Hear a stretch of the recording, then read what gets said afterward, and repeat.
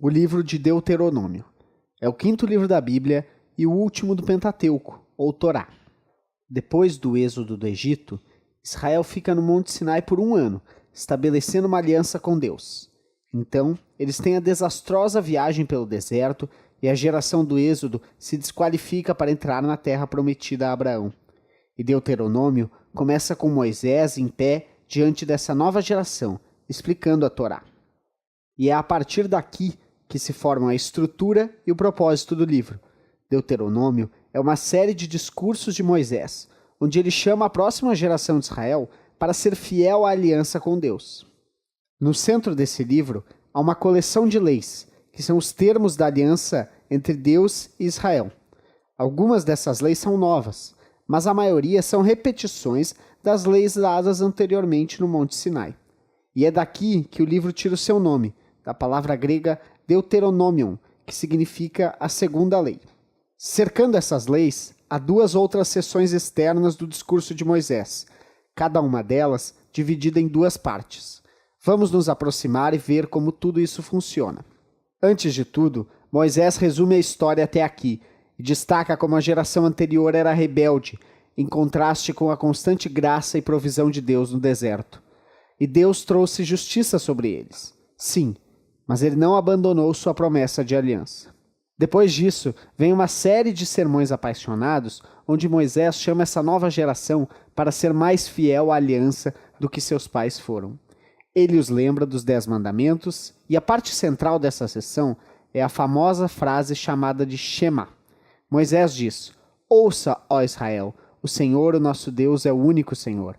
Ame o Senhor, o seu Deus, de todo o seu coração, de toda a sua alma e de todas as suas forças." Essa se tornou uma oração diária muito importante no judaísmo, e ela traz todos os temas do livro juntos. A palavra ouça, ou Shema em hebraico, significa muito mais do que simplesmente ouvir. Seu significado inclui responder ao que você ouve, ou em português, obedecer. E a palavra ame em hebraico também significa mais do que simplesmente uma emoção ou um sentimento. Ela trata de uma decisão de todo o coração, que envolve sua vontade e suas emoções, sua mente e seu coração. E para Israel, sua obediência e devoção a Deus servem a um propósito muito maior. Sua obediência à lei fará de Israel um povo único entre as nações. Assim como Deus disse no Monte Sinai, eles se tornarão um reino de sacerdotes. E agora Moisés diz como, obedecendo à lei, Israel tem a chance de mostrar a todo mundo a sabedoria e a justiça de Deus. A outra ideia-chave do Shema é que Israel é chamado para obedecer e ser devoto ao único Senhor, que em hebraico quer dizer literalmente, o Senhor é um. Nesse contexto, a questão é que o Senhor é o único Deus a quem Israel deve adorar e obedecer.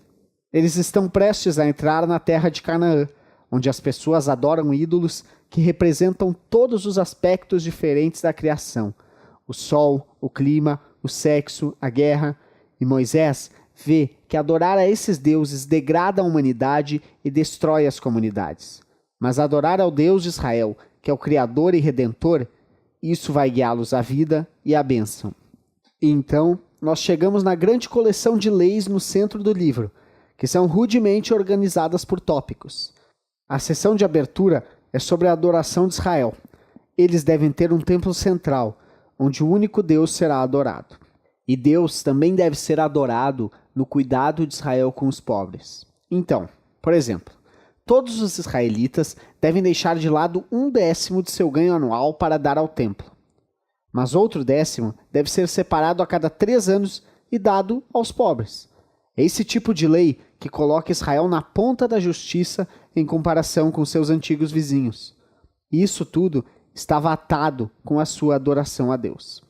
A próxima sessão esboça as qualidades de caráter dos líderes de Israel.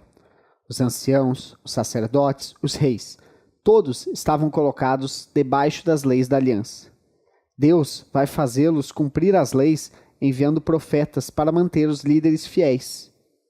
Então, em contraste com os vizinhos de Israel, onde os reis eram tidos como divinos, cheios de si mesmo, os líderes de Israel eram subordinados às leis e aos profetas. Seguindo, há uma grande seção de leis sobre a vida civil de Israel. Leis sobre casamento, família e negócios. Mas também leis sobre justiça social, sobre seu sistema legal e como eles devem proteger viúvas, órfãos e imigrantes. E essas são concluídas com mais leis sobre adoração. Agora, aqui estão umas dicas para ler todas essas leis. Lembre-se, antes de tudo, que esses são os termos da Aliança do Sinai, dados especificamente ao povo antigo de Israel, que vivia em uma cultura muito diferente da nossa. E 2, não vai ajudar em nada comparar essas leis com as leis atuais de uma cultura tão diferente. Além do mais, essas leis foram deixadas para separar Israel. Portanto, nós precisamos compará-las às leis dos vizinhos deles, como a Síria ou a Babilônia. E quando fazemos isso, essas leis que pareciam duras ou bizarras se tornam muito mais claras.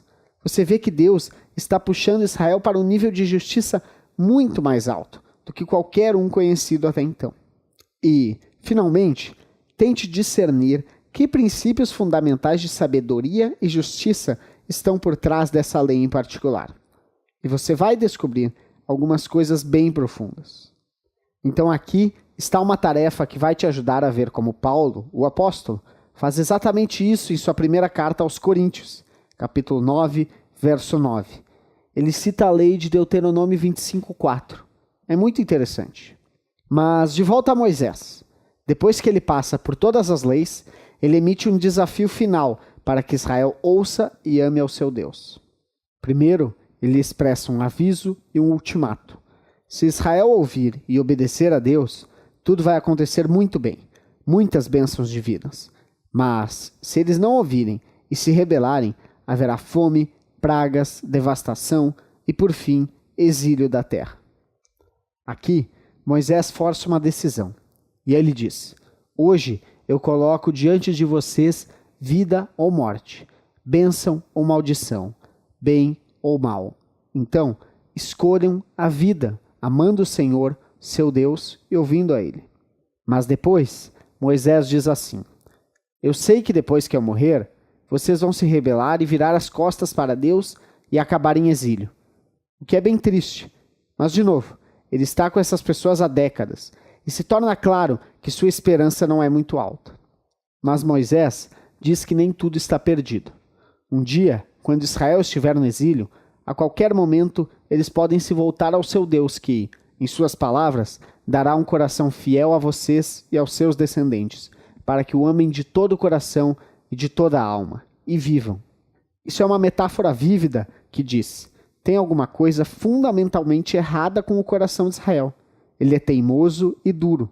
E é a mesma coisa errada que há com o coração de toda a humanidade. Estamos voltando lá para a rebelião no jardim. O homem busca a autonomia de Deus. Ele quer definir o bem e o mal por si mesmo. E ele arruína o bom mundo de Deus como resultado. Mas Moisés diz que um dia Deus fará alguma coisa para transformar os corações do seu povo, para que eles possam verdadeiramente ouvir e amar a Deus de coração, e ser levados de volta à verdadeira vida. E essa é a promessa que é escolhida pelos profetas Jeremias e Ezequiel, lá adiante, a esperança de um novo coração. Então Moisés termina seu discurso com um poema de advertência e uma bênção. Ele vai até o topo da montanha e morre, e o Pentateuco chega ao fim.